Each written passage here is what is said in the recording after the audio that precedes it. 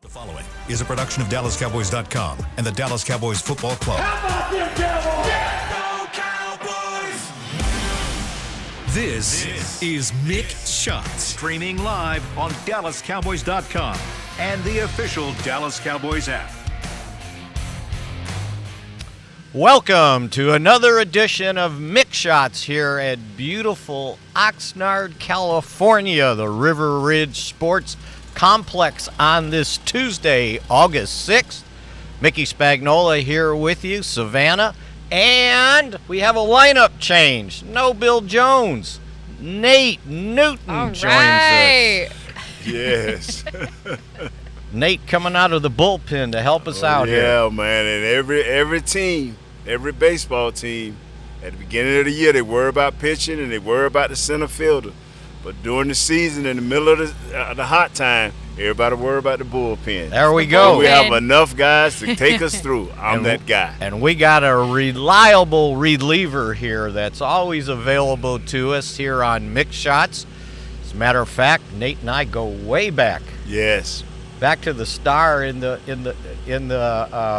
what would we call that little room there? I don't know what it was. We were in the basement. Yeah, we were right? in the basement, man. Yes, we were. Well, good to have you with us. Thanks All right. a lot. Okay, and thank you. Another beautiful day here in Oxnard. 62 degrees here, 8 o'clock our time. Everybody good? Good day yesterday for everyone? Yes, great day. Yes, man. You have an impression of practice yesterday, Nate? Yes, I mean, when you speak to the coaches, some coaches say, it wasn't too good today. But from my point of view, guys are moving fast. Guys, a few guys have injured, which you would bring us up to date. But it has not been since the Sam Williams deal. Somebody just missed a lot of practice time except our first-round pick with the flu. But he'll be back. So it's been good for me. You've gotten to see high competition and great play and guys just trying to make this team. And the offsides are becoming more now. When we first started camp, there was hardly no offsides, but it seems like the more we have practice, I guess guys are getting tired and losing focus there. But other than that, everything's been pretty good. Either that or they're trying to be overly aggressive. Oh, yes, that could be okay. That would be a nice thing to think. Few false starts, but then when Micah Parsons lining up in front of you, you're probably a little jumpy. Yeah. He about ruined practice yesterday for the offense. Yeah, it was one of his days. We had a lot of those last year where he just took over practice, but we have not had a lot of that due to the fact that our tackles have been fairly decent this year. They're used to that speed. They're making adjustments to that speed. But when Mike decides to turn it up, he can wreck practice. And if anybody's new to Mick Shots here at 8 o'clock in the morning, the Zamboni's out loud and clear this morning. Right on cue. I thought Savannah was in charge of operations here. I don't know why she can't get this fixed. The field crew, they're unfortunately not under me, but I'll try and make some calls. We'll see if we can get this adjusted in the future. Savannah, don't make that call because it may reach Mike McCarthy. He'll wipe out our show. we got a deal between getting the field right and wiping out the show. He gonna wipe out our show. He'll blow us away. So don't bother him. Let him do it. It would be one thing if he was cutting grass or they were putting lines down, but he's just blowing the loose stuff off the field to make it look good. Yeah. We have to make it look pretty because it's Rams week. And the Rams are coming here in 2 days, so we have to make sure our field is nice and set for the big scrimmage on Thursday afternoon. Yes. Will they call that a scrimmage or a practice? They're going to call it a scrimmage, I believe. It starts at 2 o'clock Thursday here. And then they go to California on Sunday for the first preseason game, which will be telecast live back to the Blue Star Network stations.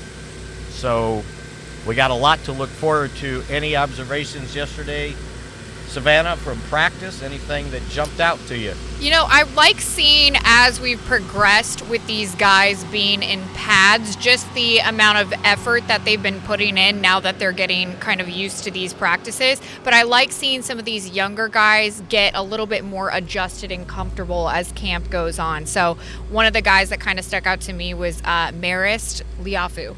Is that how I pronounce his name Yes, correctly? got it. Okay, great. That linebacker?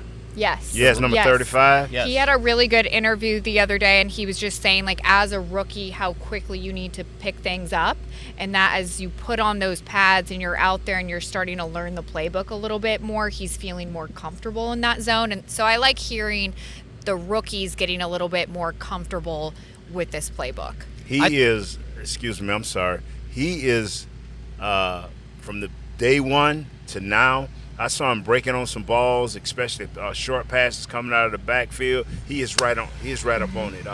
This kid is fast, quick. I don't think he's the most athletic guy, and that's what they say. But the way he plays and the knowledge that he shows out there, he seemed to be on top of everything. You know, Absolutely. as advertised when they took him in the third round, he was supposed to be a really good cover guy, linebacker that was mobile, that could help you on the nickel, and I think we've seen that so far. Yes, sir. You know, the other thing I noticed, so Saturday's practice and Monday's practice, and a lot of times when you're off on Sunday and you come back on Monday, it's a little sloppy. You got to get back.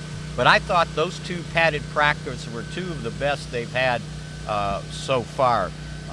One of the things I've noticed, I guess we should mention this first, talking about Micah. So Tyler Guyton still not practicing. I've been told that he has a chest cold. How do you get a chest cold out here? We were just talking about that yesterday. It's just What? the vitamin C from the sun. Anyway, he at least was working with Britt Brown yesterday, so that was a step forward. We'll see where he can go. But his absence, Chuma Adoga and Awesome Richards were taking care of that left tackle spot, and that kind of was where the defense was attacking with Micah Parsons on that side. You think Zim decided, okay, we're going to see what they can do with Micah lining up at defensive end on that side?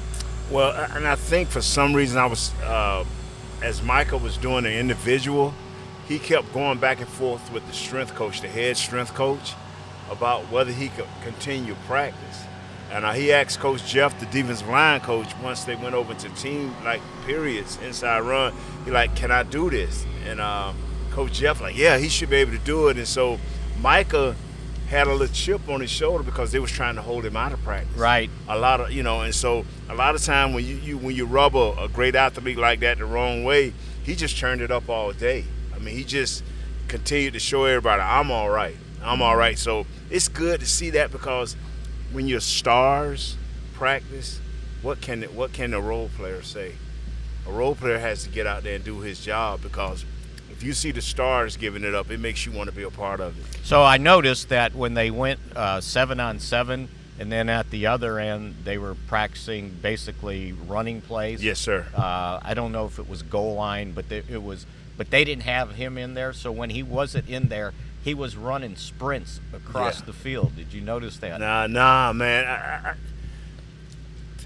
I know Micah looks at me sometime weird, because he like, I'm serious, because I'm that guy that always think that he has more to give.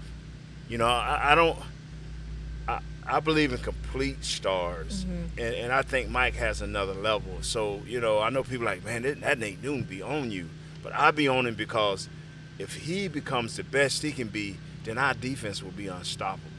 But if you just tagged a pass rusher, and that's why me and Mick, and I don't know how you felt, young lady, about the linebacker, down lineman stuff a few years ago, but this is the best possible position for this kid. I mean, what's your thoughts on that linebacker, down lineman? How did you look at that? I think Micah is the perfect player to move around. Yes. And you have to see him be moved around, whether that's off the edge, whether that's playing linebacker, but to see what he's just doing out here, just practicing, you can tell he has that drive, and it's progressed over the past few years. But I think really locking in a little bit more and just knowing what he brings to the table, I think that's really important for him, because he is that guy, but it's a matter of you do your job. Yeah, it is. I like the fact that it is. Mike Zimmer pointed out the other day that he could probably play every position on defense, and I think he could. and I'm sure he would want to, but putting him at linebacker, I think, has opened up a whole new realm of what he can do out there to ruin plays, and he was doing that in a couple of things. So with him, one-on-one with Chuma, they finally adjusted. They started putting a tight end over there. And then I saw a tight end and the fullback over there to just counter that Chuma could not handle him. Now, it wasn't every play, right? But I bet he beat him 1 out of 3 plays every time. That's not a good ratio, Mick. That's not a very good ratio. You shouldn't even bring that to the public. You got everybody one. Not even for for the offensive lineman. Yeah. Now all of a sudden the public like, Guyton, where are you? But he's got a chest cold. The baby's sick. We need to get him back out there. Now, we do need to get him back. I'm not saying he fixes that, but I think his wider wingspan causes Micah, when he goes outside, to go further outside. But he's still got that inside move that you got to be aware of. And I'm watching our tackles, and I'm quite sure Coach Solari and his assistant is telling them, play him for the outside. You got to play him for the outside, but always be wary of the inside move, because that is the quickest way to the quarterback. Mm-hmm. If Micah can blow you past you a couple times, you can turn and run. If you're a half man, you can turn and run. But once he get on your inside shoulder, you see. He hit Dak's hand 2 or 3 times in the last 2 or 3 days. Somebody got to tell him that's not a good thing. Somebody got to walk to the mic and say, no more of that. Yeah. Because if you break the quarterback on, we through. You can forget it. But anyway, somebody need to warn him. But every time he goes to the inside move, he gets to Dak. And that should not be happening, not every day. And so I'm sorry, go ahead. It is obviously, we do need Tyler Guyton back in here, and we hope he gets better soon, and we'll see what his status is later today. But it is very important to have those reps from Awesome Richard and Chuma Edoga. They need that little push, especially if Micah's coming at them. They need to feel that and feel the pressure, because they're also fighting for a spot right now. So what do you think of Awesome Richards? That is my man. That was my man last year. You know how I felt about him and TJ Bass. When you have given kids a true opportunity, and I'm talking about it's 2 guys before them. I'm not gonna call their names. I just hate bashing guys. But it's 2 guys before them that they've given 3 years. And I tried to tell Mick the first year, these guys are not gonna work. But these Bass and Awesome Richards will work. Mm-hmm. Awesome Richards needed to get stronger from last year. That's why he disappeared. I used to ask Mick, why did he disappear? Well, he needed to get stronger. Will told me that. Coach Solari told me that. He's stronger. Now, what he needs now is reps. I think he did good Saturday. He held his own Saturday. Mm-hmm. He didn't get a lot of reps because Chuma was getting all the first-team reps. But that's my guy. He's got the feet to stay in front of people. He's got the strength. Now he's got to start believing. It's like stacking good day on to good day. Those are my 2 guys. And I told Coach Solari, if you allow Awesome Richards to hit them streets, you'll see that he'll be starting on somebody's team for like 10 years, and we'll be like, no, we didn't. This kid can play for us. So at one of these spots, whether it's the right side or left side, guard or tackle, Awesome Richards can play. And I want TJ Bass to get every rep he can.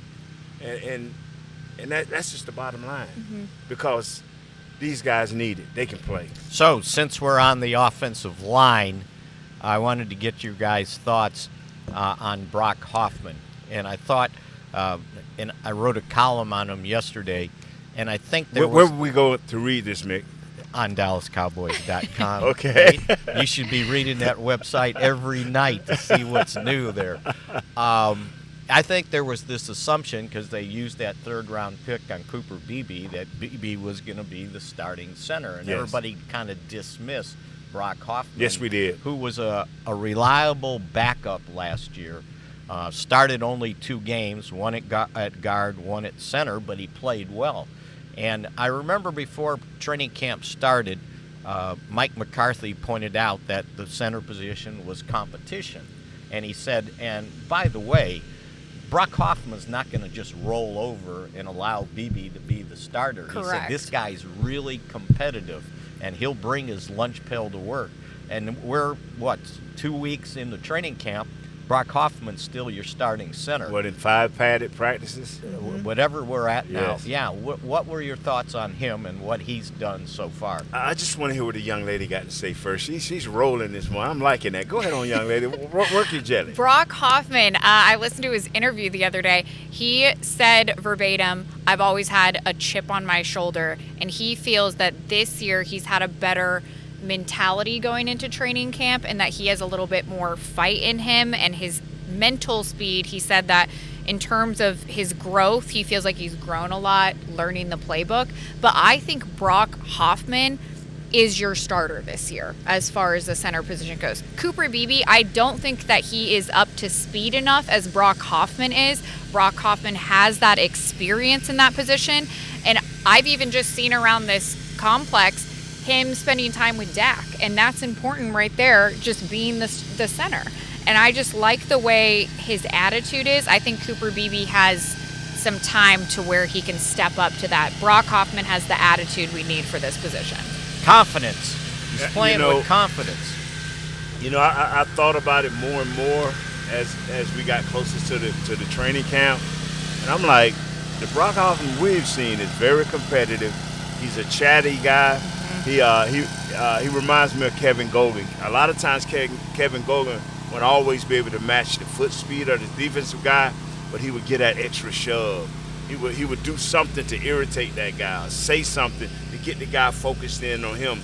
And I see Hoffman as that same way. I don't know if he's a chatty type guy, but he's very highly competitive.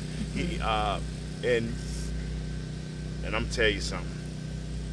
You don't know how important the snap is until you see 4 or 5 of those balls go low or too high, and the quarterback has to go to the right or the left too much. Like he's playing goaltender? Yeah, and that's what our second-team quarterback Cooper has been going through a lot of with Cooper. Cooper is what the quarterback name? Cooper Rush? Trey Lance. So it's Cooper Rush. Cooper Rush. And I'm like, it threw me off when I said so Cooper. I'm like, too many Coopers. Two many Coopers. Jalen's. Too many Johnsons. I'm like, hold on, man. I'm talking about Cooper Rush and Cooper Beebe. But anyway. I could give you 3 starting wide receivers all named Jalen. Yeah, right? But anyway. Go ahead. This kid will convert to center. But it's just a little bit harder. If he would have took his last year and moved to center and did it a lot, it'll be an easier adjustment, because you're trying to do this against grown men, guys that are trying to win jobs. So they're not going to take it easy on you. They moving and blowing into you, and you see a better player at guard than you do at center, way better, because he does not have to hike that ball. And I will also note that he mentioned in his interview that he talked to Tyler Biotish just the other day. I mean, that just goes to show how close he was when Tyler was here, yes, and how much of probably a mentor Tyler was as far as veteran leadership goes. And now that Brock has this position and he's able to step into this role, I think it's great that he still talks to Tyler, but I think just Brock Hoffman is that guy right now. Well, I like I said, I see him playing with confidence, but the key thing is he started 3 years at Virginia Tech at center. Yes, he's a center. Right. So he's got experience playing that position, highly competitive, by the way. I could tell just from his interview how competitive he is. And he basically said, when I asked him, I said, so everybody just assumed that Cooper Beebe was going to be the starter. Right. And you almost got dismissed. I said, what were your thoughts when you heard that stuff? And he goes, didn't pay any attention to it. He goes, I knew I need to come out. What year is and this play. for him, Mick, so for Hoffman? So he was a undrafted free agent by Cleveland in 2022. He was signed then to their practice squad. They let him go maybe November, and the Cowboys claimed him on waivers, and they just signed him to their practice squad. But at the end of the year, you know how the practice squad guys had 3 elevations? Right. They elevated him 3 times at the end of the year. And then last year, he started off on the practice squad, but I think, second or third game. Yes, sir. They brought him on to the 53-man roster, and he remained there, played 17 games. So he was like the backup center guard to Biotish last year. Mm-hmm. And I think he got some confidence that they had confidence in him. And I think it's showing out there. The thing is, and the reason I think they don't hesitate is the two guards. We got two elite guards. Right. You know, so, you know, you look at Hoffman and you look at BB, short arm guys, not very tall, stocky built guys. So they have to rely a lot on the tenacity and their technique and, you know, their ability to grapple and stuff like that. So, but when you got two guards that we have, yeah, I think it should work. I mean, he's going to have some games where he struggles just because of the length of his arms, and I'm talking about both centers, BB and Hoffman. But Hoffman is the clear, like the young lady said, the clear winner of this race so far. All right. Great start here to Mick Shots, and when we come back here on DallasCowboys.com, we'll see if Savannah has any camp observation. That coming next. Miller Lite is brewed with great taste and only great taste. The Miller Brewing Company would like to issue a correction. Miller Lite is brewed to be less filling. What are you doing here? Miller Lite tastes great. Look, I'm just reading the script. It says less filling. That's not what my script says. Well, mine says... We'd like to apologize for the previous announcers. Miller Lite is in fact less filling and tastes great. Time to shine, legal guy. Celebrate responsibly. Milwaukee, Wisconsin. Beer. 96 calories and 3.2 grams carbs per 12 ounces. Fewer calories and carbs than premium regular beer. Fall is here, and that means football is back, bringing all the delicious game day foods with it. As you prep for all the big games, tailgates, and watch parties, let Yo Quiero be your one-stop destination for all things home gating. Yo Quiero's fresh, flavorful, ready-to-serve guacamole, made with real Hass avocados, will score taste bud touchdowns as you cheer on the Cowboys. Yo Quiero's wide range of mouth-watering and versatile products can be found in your local grocery store's produce or deli section. Grab some today. The Medal of Honor is our country's highest military award for valor in combat. More than 40 million individuals have served in the armed forces since the Civil War. Fewer than 4,000 have received the Medal of Honor. The National Medal of Honor Museum will be a place to preserve these legacies and inspire America. It's being built right next door to the Dallas Cowboys in Texas. Help us honor our country's greatest heroes. Learn more and get involved at mohmuseum.org. I'm Dak Prescott, quarterback of the Dallas Cowboys. And they snap it to Prescott, who looks right. It's not there. He escapes left. He'll run for a first down. Just like football, when it comes to crypto, it's important to have a team you can trust. With blockchain.com, I know I'm in good hands. Since 2011, they've been trusted by millions around the world to buy, sell, and trade cryptocurrency. Prescott's going to run this himself. Run it up the middle, and he scores. Whether you're new to crypto or an active trader, they've got you covered. What are you waiting for? Get started at blockchain.com. Back to Mick Shots. The 2024 official sideline collection is out now. Head to a pro shop near you or log on to shop.dallascowboys.com. A Fanatics experience and score gear made for players, coaches, and you. And we continue here on Mick Shots. Savannah Humoller, Nate Newton, myself, Mickey Spagnola. And great to have Nate here with us. Why are you laughing? Every guy that sits in that chair, Bill, Mick, Josh, Kyle, even you sometimes when you sit in that chair, boy, why we have to get these new voices? Why we just can't have the normal voices? What, my voice wasn't normal? Back here with Mick Shots. It was Mickey's reporter voice. Yeah, I'm like, wow, why everybody voice changed? You got to be TV guy, right? Yeah. Oh, here we go. Exactly. And so I teased it. Got any observations from training camp yesterday? You know, I have a little bit of a quirky observation, and this is for Trayvon Diggs. Yesterday was his first day that we saw him out here in pads.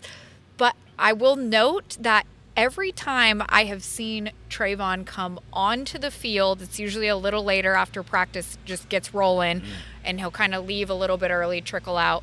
He doesn't have his shoes on. No. He always is just wearing socks, running out here with his socks on.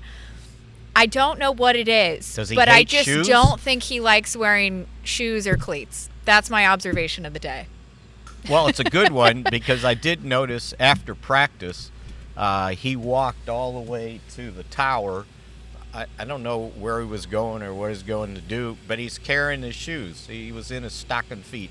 Okay, and did he have his water bottle with him? Yes. Yeah, that's him. He carries his shoes. I didn't notice the his shoes, but I always noticed the water bottle. Like, they have a water bottle, thousands of them out here. Why has he got the water bottle? But you went even deeper with the shoes. Mm-hmm. And, well, even during minicamp and OTAs this year when he was out there with Britt Brown doing his rehab, no shoes. Yeah.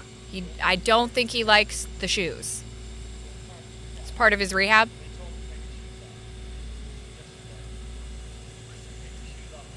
So maybe it's producer Supreme's letting us know that it's easier on his knees, likely. So how did he come up? How did you come up with the Supreme name? Producer Supreme. Bill I Jones. think Bill Jones came up with that. Yeah. So since you brought up Trayvon Diggs, it was great to see him. It was his first padded practice yesterday. Took part in 7-on-7. He didn't take part in team, but it was good to see him out there, and immediately he was making plays on some passes in the 7-on-7. So think about that. You've got a guy that's been to the Pro Bowl twice at cornerback on one side, and the guy that went to the Pro Bowl last year, Deron Bland, on the other side. I did a little bit of research, and also thanks to Dave Abruzzi in the Cowboys PR department, and we figured out that the Cowboys are the only team this year to have 2 Pro Bowlers starting at cornerback. You just don't get that. That what a luxury, right? I don't know, Nate, if you ever, I mean, I know you played with Dion, but unfortunately Kevin Smith got hurt right away with a torn Achilles. I mean, this might be the best cornerback combo the Cowboys have had in quite some time. Yeah, it's a nice combo, and I hope they take their time with Trayvon. I even spoke to Trayvon. I said, make sure you're mentally ready. I mean, I'm not saying don't go back on the field, but make sure you're mentally ready, because a guy like him who breaks on the ball the way he does and the way Bland does, you want to make sure that is really there, not only physically but mentally. Because a lot of times you can see things and you don't have the ability to get there. Make sure you have that ability to get there when you see it, you know. And I've spoken to Britt Brown, and Britt want him to continue to work and to do extra things to make sure that he can be mentally ready and physically ready. I know he's physically ready, because if Britt Brown lets you loose, you are physically ready. Yeah, he's not, because his motto is, when I let you turn you loose to practice, I don't want you back. That's right. And so they make sure. And one of the reasons, Savannah, I think he doesn't get out there immediately. He's still doing some of his rehab stuff. Yes, he is. Yeah. Doing the warm-ups that he needs to do. But just seeing him out there competing, and you knew he was chomping at the bit. Even when they put him on PUP, he wanted to practice, but they thought that it was more valuable to use his time continuing to rehab, because once you get out there and practice, you may just slough off your rehab. Yes. And Britt not gonna let that happen. Yeah, right. He'll take care of that. So that was one of the things that I think was a good thing yesterday. And from an injury standpoint, Ryan Flournoy returned to practice. He was dealing with a little bit of a knee, so it was good to see him back out there. They were still without Deuce Vaughn. He's got a little bit of a strained hamstring, so he was working on the side. Zeke, Rico Dowdle, what's my guy, the big Royce fullback? Freeman. Hunter Lipke. Those are your 3 backs. Deuce got to go. And I'm not go off the team, but Deuce got to do something big. It's time, right? Yeah. And this is what Deuce has to do. From my point of view, it was a great kid, played for Philadelphia a lot of years, about his same height. I can't think of his name. He has to be one cut and gone. Deuce Staley? Is that who you're thinking of? It's another guy. Oh, okay. You have to have, and he come from Kansas City. I mean, from Kansas too. He was a guy who played. I'll find out for us. Yeah, he played for Kansas too in his earlier years. But my thing is this: one cut and go. You can't make your cut and hesitate to see which way the guy going. Darren Sproles, you're thinking of. Darren Sproles. Darren Sproles. Because Sproles started out slow, too, in his career. But once he figured it out, it's like, I'm quicker than all of these guys. Now my anticipation of once I stop, I got to go. Mm-hmm. Once I make a move, I got to anticipate what he's going to do. And 9 times out of 10, your first instinct is going to take you. Because he has the speed and explosiveness, but sometimes he hesitates a little bit too long, and these guys are athletic enough in this thing to recover. So once he make that cut, or once he makes that stop, his next step got to be going 90, going north. So they're continuing to talk about running back by committee. Right now, to me, the committee is Zeke, Rico Dowdle, and probably Royce Freeman. Now, he had a little bit of Lemke. Growing. No, there's going to be 4 of them. They're going to keep Lemke as a fullback. And a third down back. As you've seen him as a one back out there. But I think they keep 4. Oh, they're going to keep 4? I think so. And I think that Royce Freeman right now is a little bit ahead. But he was had a groin issue yesterday, and I saw Malik Davis sort of like, hey, got my hand in the air. I'm still here, by the way. And you guys kind of liked me previously. Right. So he was getting more reps. And you know what? Maybe you can speak to this. Training camp is about reps. If you get opportunities, then you got to cash in. But if you don't get the opportunity, you can't sometimes you get overlooked, right? Right.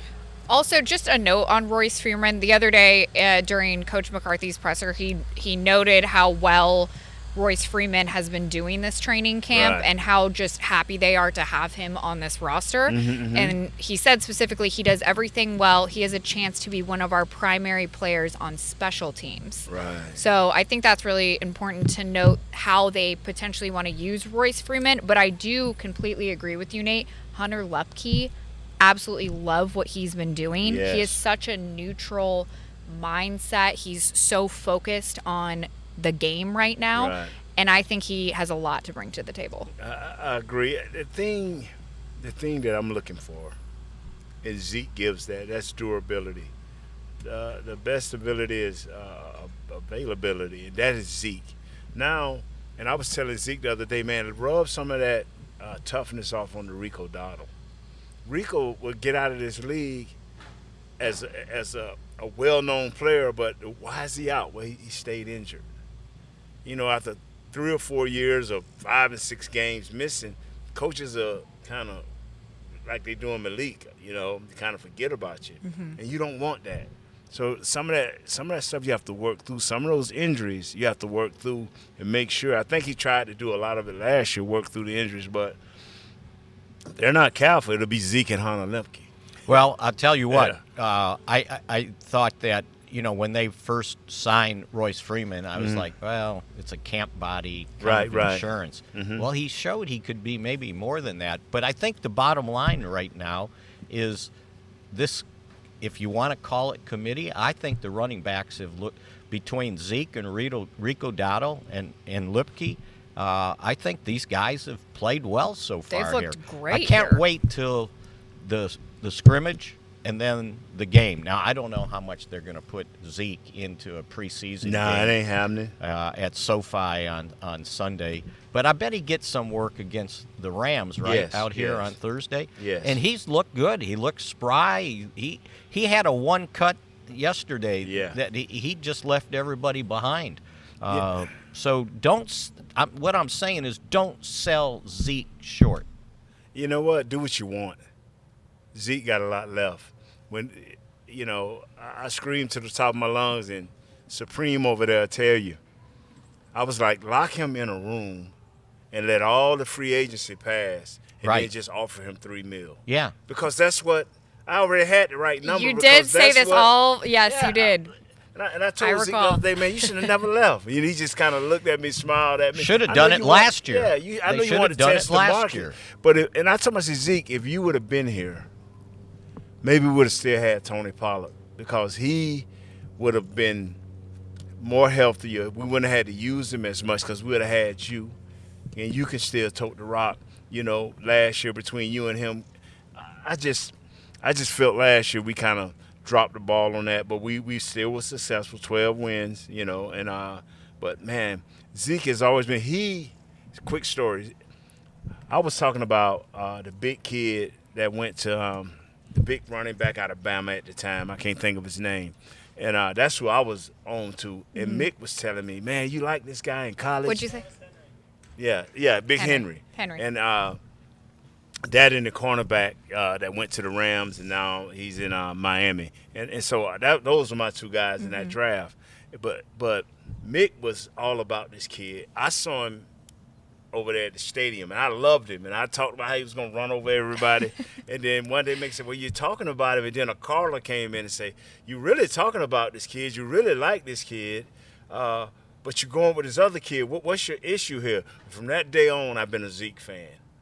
And Zeke is real. Zeke is the closest thing to Emmett, not in yards, but I'm talking about endurability, the ability to play through pain and to continue to give you a high level of performance.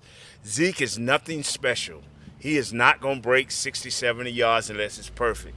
But he's going to give you 110 yards, and it may be 15 carries, it may be 115 carries. Right. But he can give you that week in and week out, and we don't have to use him that way this year with Rico Dowdle and with Lemke. Now we can just slowly build him up into the playoffs. And I saw, and usually don't get this out of a veteran running back. I can't remember. I think it was Saturday. They did a little goal line. He was in on goal line. Yes. And he knocked people back into the end zone to get the ball into the end zone. Yes. And that's the Zeke that we know. Yes. And that's the Zeke that we know. Needed too last year, and they've got him this year. And we'll continue here on Mick Shots in a moment in Oxnard, California. The Medal of Honor is our country's highest military award for valor in combat. More than 40 million individuals have served in the armed forces since the Civil War. Fewer than 4,000 have received the Medal of Honor. The National Medal of Honor Museum will be a place to preserve these legacies and inspire America. It's being built right next door to the Dallas Cowboys in Texas. Help us honor our country's greatest heroes. Learn more and get involved at mohmuseum.org. Miller Lite is brewed with great taste and only great taste. The Miller Brewing Company would like to issue a correction. Miller Lite is brewed to be less filling.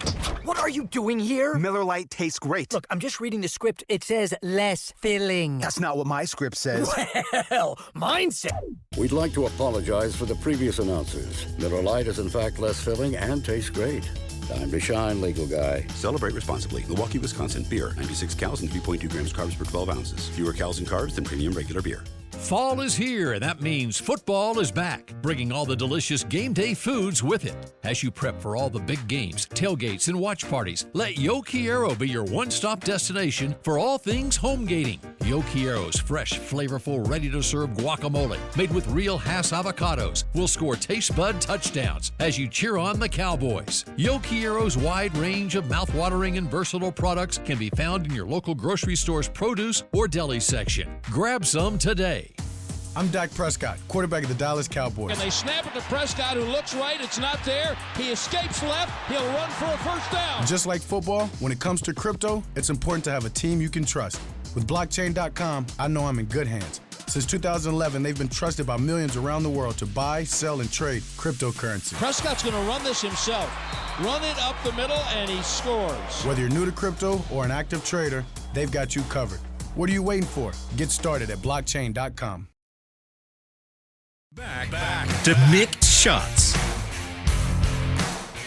Cowboys Nation, Dallas Cowboys United, presented by Globe Life, is now exclusively in the Dallas Cowboys app. Join the official fan club today to receive access to the all-new Cowboys Drops feature, team news, and pre-sale access, and fan and kid of the game. Download the app now to join. Isn't that better, Nate, her reading them things than me? It's pretty good, yeah. Thank you. Good. Thanks, Nate. All right, we got a few minutes left here on talking Cowboys. Mick Shots, right? You remember when we did that? Mickey. We did that on the game pregame show. Nate was going to finish the segment out, and I said, and thanks for joining us here on Talking Cowboys. And he goes, "You're doing too many shows." Yep, too many. Mickey's all over the place. He saved me. All right, here's something that I've noticed. We seem to have somebody different every day sort of stepping up, and you notice, I thought yesterday Jalen Brooks had a really good day. Yes. The day before, it was Jalen Cropper. Maybe before that, it was T. Billy, right? And then defensively, Josh Butler will step up and make some plays. The other day, it was Wanye Thomas. But the key to these young guys is you got to do that day in and day out, right? You can't, as Bill Parcells would say, can't be a one-hit wonder. You got to be able to be consistent to make an impression. And that's why we're talking about our first-round pick, Guyton. I mean, you got to be out here to stack good day onto good day onto good day. And the whole day won't be perfect, but for the majority of it, you're getting better in your technique. You're getting better in your knowledge of the offense and what you have to do within that offensive scheme. And that is what we're looking for. To be out here, to do your job. And like you say, every day it's a guy just stepping up, but can they do it to the point where Dak would notice it and say, hey, man, until this missing player get back, you are my guy, So he's trying to make Billy that guy, that stud guy. But Billy is a little inconsistent with the drop sometimes. He will drop something every now and then. So I'll tell you who stepped up, and it's a real connection. It's Dak and Brandon Cooks. Yes. They've developed something, I think, special. Without CD here, yes, that's his guy right now, right? Right. You guys have seen that? Yes. Definitely a little bit of that, and obviously, like Brandon Cooks being that vet here that this wide receiver room can look up to. Love seeing that connection between him and Dak, but you did hit it straight on the consistency that you're seeing out of some of these throws right now with Dak and some of these receivers. You need to see these receivers keep that consistency a little bit. Cooks is one of them. Jalen Tolbert, I feel like, is another guy that's been more consistent. And yes, these guys are having some good days. They're having a little bit of off days, but I'd like to see Jalen Brooks kind of keep that consistency, and then Tyron Billy Johnson as well. Yeah, and Kevon Turpin, he's getting lost to this. He was 2 years ago. He was our guy we couldn't stop talking about, but Turpin has been pretty consistent. He has, yes. And if you look at what they've been doing with when they go nickel, top three receivers, Turpin's in there, right. And he's making plays too. Yes. By the way, yes. I always thought he would. He got a little bit more of a chance last year as a receiver. I think they're going to rely on him a little more. Get the ball in his hands. Yes. You see how many times they've tried that end around with him yes. to start a series, right? Right. And keep right. the defense honest when they get in those pressure situations. But I just think Dak and Cooks are really cooking. Yeah. How about that? Yeah. When they were in like third and whatever, the ball's going to Cooks, and he gets open consistently and against the first team defense. The other thing that I wanted to mention is this tight end room. It's pretty crowded. It's one to watch, that's for sure right now. Ferguson is picking up where he left off, and then let's see what goes on after that. Schoonmaker was having a good camp, and now he's out with a tight groin, right? And that's what you were talking about, Nate, staying healthy, right? It's just him, Schoonmaker. Hendershot. The defensive back with the great name, Micah Parsons. You got me. Give me a hint. I'm finna Kwamu. Izzy. They stay hurt. You can depend on these guys, and I hate to say that they're gonna get hurt. Mm-hmm. And another guy who's getting through, who's forcing himself through, is Chuma. Those three guys, ever since they've been here, have missed most of training camp. They'll go 2 days, they'll miss 2 days, and these guys all have great potential to be swing tackle, to be play at all the positions in the secondary. And Schoonmaker, we didn't bring you here to not force this team to play less than 2 tight ends. We should be a 2 tight end team, Schoonmaker and Ferguson, and that's how it should be. But the guy's he's been hurt, not serious where he can't play, can't come back, but serious enough that he can't prosper and be better as a tight end. And I think that tight end group it's getting pretty full. John Stevens keeps showing up as, he's more of a pass catcher, obviously. Yes. But when you're going 2 tight ends, you need guys that can block. And I noticed one guy that has getting more opportunities is Princeton Fant. Yes. And I thought he was maybe just a camp body, right? But he's kind of built strange. He's 6'2", 250, and I saw yesterday they were using him at fullback. Mm-hmm. And it wasn't like an H-back thing. It was as another fullback, and he'll stick his head in there. So you got him, and then the rookie for age, Brevin Ford, has showed up as a complete tight end. So that room is pretty stocked, and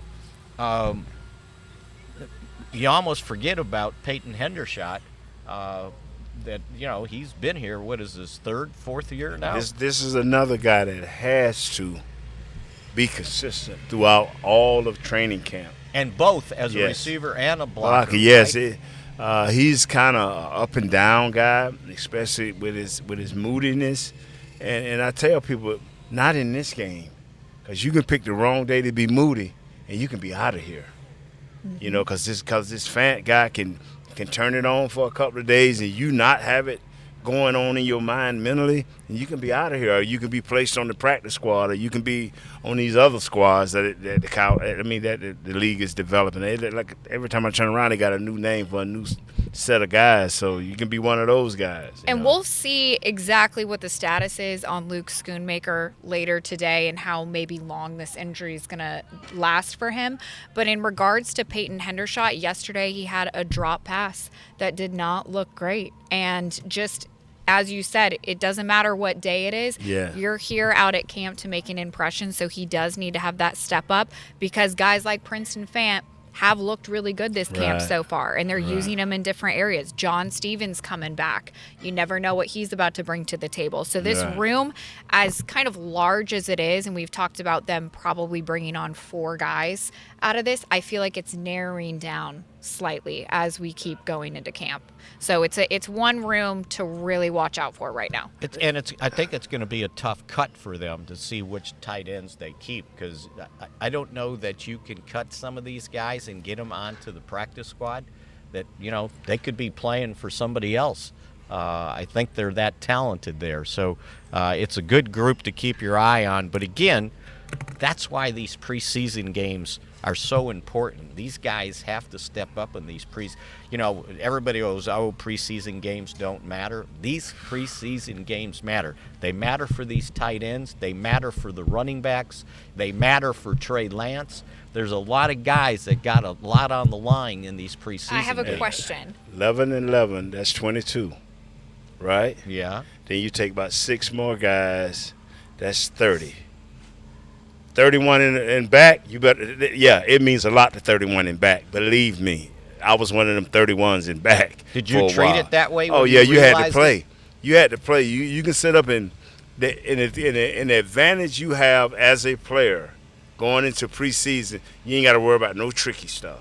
If they're in a cover 2, they're gonna stay in a cover 2. Mm-hmm. If they're in an over, they're gonna stand. Ain't gonna be a whole lot of moving around, jumping around. So as a player, you get to show the coach your skill.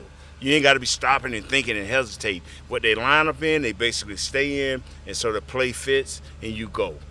And so you get the chance to show the coaches your ability to run this play, to be technique sound, and to dominate. So the preseason is built for number 31 and back, I promise you.